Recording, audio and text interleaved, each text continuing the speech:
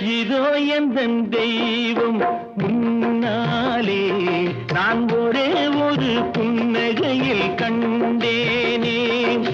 பாசமுள்ள பார்வையிலே கடவுள் வாழ்கிறான், அவன் கருணையுள்ள நெஞ்சினிலே கோயில் கொள்கிறான். பாசமுள்ள பார்வையிலே கடவுள் வாழ்கிறான், அவன் கருணையுள்ள நெஞ்சினிலே கோயில் கொள்கிறான்.